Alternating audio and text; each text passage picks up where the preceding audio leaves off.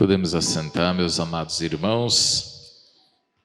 Hoje nós temos a solenidade do corpo e sangue de Cristo e ela faz parte das festas litúrgicas da vida da igreja, que começou desde a Páscoa. A Páscoa é o princípio de tudo e é quem dá sentido a tudo, é a Páscoa.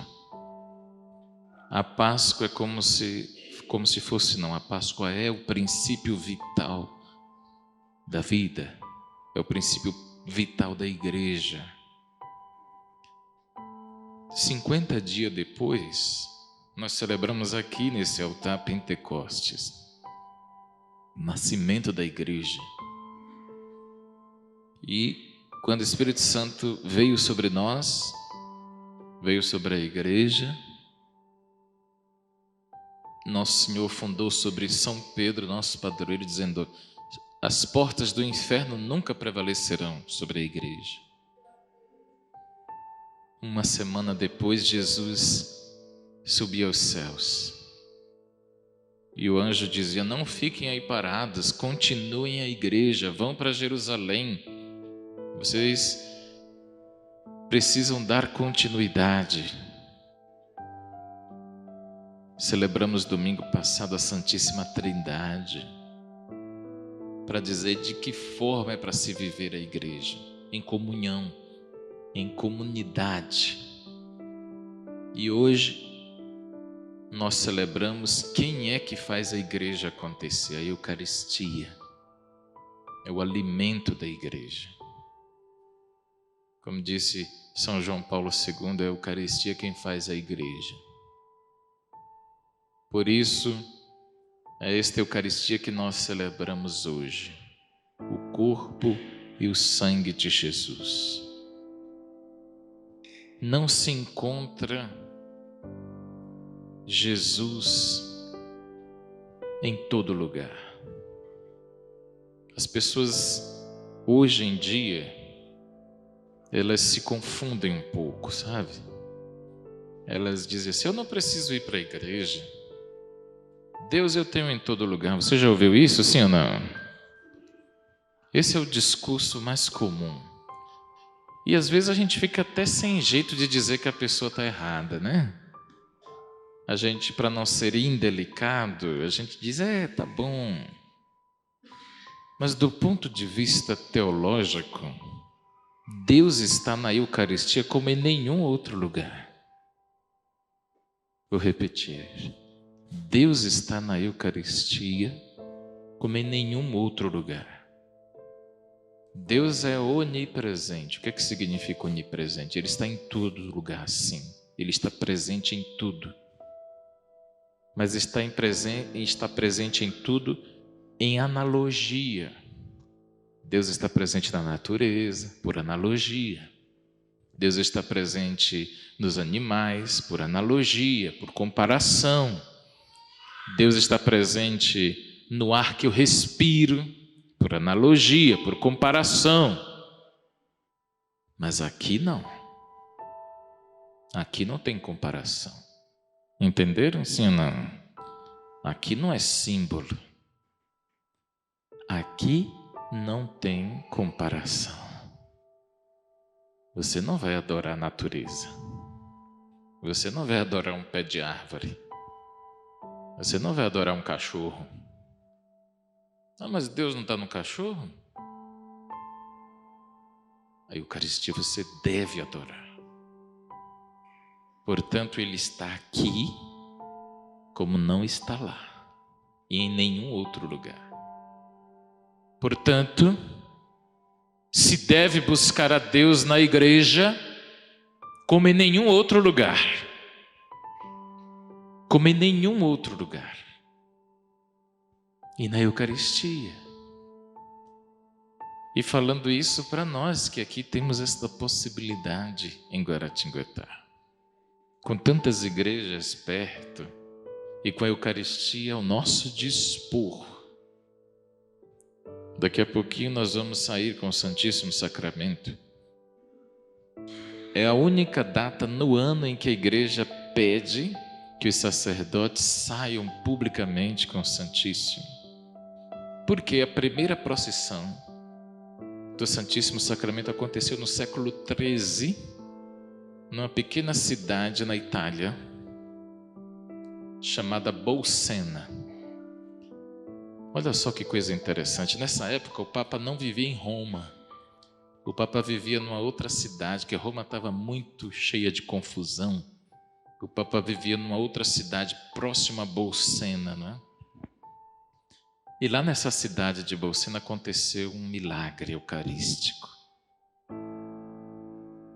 No altar, eu vou até me aproximar aqui, nesse altar aqui estava acontecendo uma missa. E vocês aí embaixo, nos bancos, vocês às vezes não percebem. Quem é que está transmitindo hoje aqui? Vai filmar aqui o altar. O padre, quando celebra a missa, pode filmar com essa câmera aqui. Ele desenha sobre o altar, que é Cristo, um pano chamado corporal. Esse pano aqui. Vocês estão vendo aqui na televisão, sim ou não? E no século XIII, um padre, nessa cidade de Bolsena, estava celebrando uma missa. E quando ele levou o cálice, a hóstia derramou sangue. E o sangue respingou aqui, ó. Sangue humano. Sangue vivo. E o corporal, isso aqui se chama corporal. Como é o nome disso aqui? Ficou cheio de sangue. E aí imediatamente todos foram chamar o Papa. Comunicar o Papa na cidade vizinha. Olha, aconteceu algo extraordinário em Bolsena. E o Papa disse o quê? Tragam aqui. E o padre fez o quê com o povo? Saíram em procissão com o corporal cheio de sangue. Foi a primeira procissão, né? Aí eles saíram. Quando eles saíram, chegaram lá nessa cidadezinha, que eu não me lembro o nome agora. E o Papa, quando viu, o Papa Urbano IV, quando viu o corporal cheio do sangue de Cristo, ele exclamou, Corpus Christi. Vamos repetir? Por que ele não repetiu sangue de Cristo? Porque só estava respingado sangue. Porque não existe corpo sem sangue. Então quem comunga da hóstia está comungando do corpo e do sangue de Cristo. Então quando o Papa Urbano IV viu o corporal embebido de respingo de sangue, ele disse Corpus Christi. E quem era o assessor teológico do Papa era Tomás de Aquino, São Tomás de Aquino. Por isso que é atribuído a São Tomás de Aquino esse cântico que toda adoração ao Santíssimo, que hoje a gente vai cantar também em todas as igrejas do Brasil e do mundo, tão sublime sacramento. Tão sublime sacramento. O tão sublime sacramento significa dizer que não existe maior.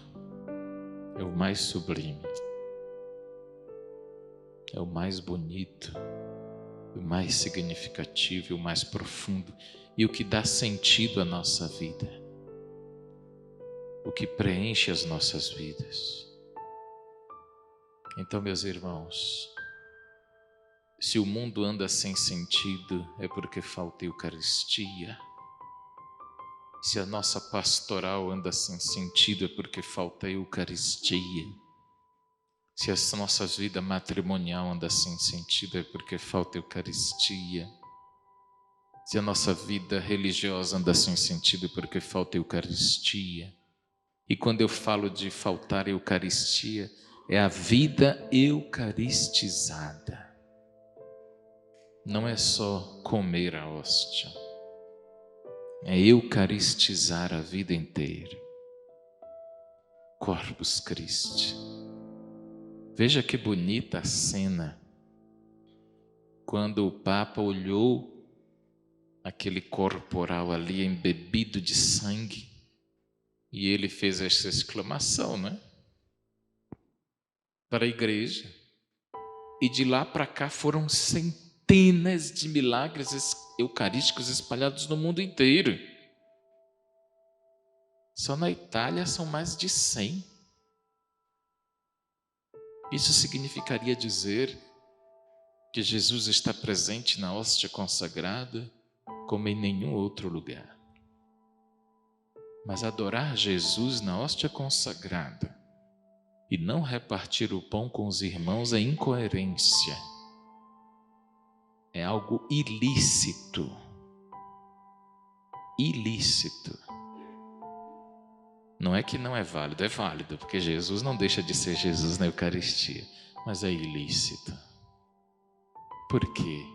Ele nos ensinou que o pão dos anjos é o pão também repartido, sim ou não? Por isso que aqui na paróquia eu acho bonito quando nós, graças a Deus, aprendemos a repartir o pão com os irmãos. Vocês, paróquia de São Pedro, dão um exemplo bonito disso, de ajuda ao próximo, de solidariedade. Vocês ajudam, vocês são uma paróquia solidária, vocês são uma paróquia eucaristizada, vocês adoram às quintas-feiras, mas uma vez por mês vocês distribuem toneladas de alimentos. Vocês às quartas-feiras proporcionam distribuição de comida pronta aos moradores de rua. E se não fizessem isso, a Eucaristia estaria incompleta. Se viessem aqui só para comer hóstia, estaria incompleta. Estaria incompleta. Eu, como padre, me sentiria incompleto também, diria para vocês. Se eu me limitasse a ficar só dessa parte do altar para lá, eu me sentiria incompleto. Jesus diria assim: Aloísio, eu te dou a Eucaristia para mais, para muito mais. É para transformar o mundo, é para renovar o mundo. Como disse no Pentecoste, é para renovar a face da terra. E para concluir, meus irmãos, foi feriado nacional, Corpus Christi. Hoje é facultativo, né? Mas, digamos que um dia, deixe de ser feriado nacional. Vai deixar de ser dia santo? Não. Vocês entenderam a mística do dia? Sim ou não? Porque a nossa luta não é contra homens de carne e sangue, como diz a palavra de Deus. É por Deus em primeiro lugar, na nossa vida. Na nossa vida. Mesmo que um dia tirem isso de serem feriado nacional, estadual, municipal, que as leis estatais e federais mudem, para nós, Corpus Christi vai ser sempre Corpus Christi. Nunca vai deixar de ser o corpo de Cristo. Nunca vai deixar de ser o centro de nossas vidas. Nunca vai, jamais vai deixar. Por isso, meus irmãos, a centralidade da nossa vida é Cristo Eucarístico. Fonte, ápice, começo e fim, alfa e ômega. É para Ele que nós fazemos tudo e é nele que terminamos tudo. E aqui eu concluo mesmo esta homilia dizendo: quando terminar a missa, nós vamos iniciar a procissão saindo daqui, e durante 5 horas de relógio nós vamos percorrer todos os bairros da paróquia. Todos. Na esperança de que alguém abra a janela e olhe Jesus.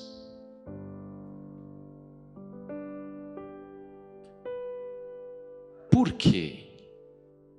A troca de olhares para Jesus já é suficiente. Não é só a pessoa olhar, é Ele olhar para a pessoa também. É Ele olhar para a pessoa. Às vezes eu passo aqui no bairro, eu percebo que tem senhoras acamadas, cuja janela dá para a rua. Ela abre a fresta da janela para olhar quando a carreata passa, quando o padre passa. Hoje, Jesus que vai passar. Então isso vai ser o mais importante. Depois, quando a gente voltar para aqui para recolher Jesus no sacrário, ele já vai ter feito a parte dele. Nós devemos ser apenas os intermediários, os favorecedores da graça acontecer. Os intermediários, os facilitadores da graça acontecer, e não os dificultadores da graça acontecer. Eu quero ser aquele burrinho que Jesus montou em cima e foi em Jerusalém para poder saudar e as pessoas verem Jesus. Mas tem que ter burro, não tem? Tem que ter burro. Então isso é de fundamental importância. Alguém tem que se dispor. Uma paróquia tem que se propor. Alguém tem que se posicionar para fazer com que o Brasil católico não morra. O Brasil católico continue manifestando publicamente a sua fé. E por isso que eu tenho insistido na publicidade da fé. Gente, a publicidade da fé não é para se aparecer. É porque quem não ocupa o seu espaço, outros ocuparão ou banalizarão, por falta de ocupação do nosso espaço católico, do espaço da nossa fé católica. Hoje é o dia de Corpus Christi, um dia santo, como diriam os mais antigos, meus pais, seus pais, um dia de preceito, né? A gente sempre aprendeu isso, não é, irmã Guadalupe? Um dia de preceito. Então, que nós guardemos como se guardam os dias de preceito. Louvado seja nosso Senhor Jesus Cristo.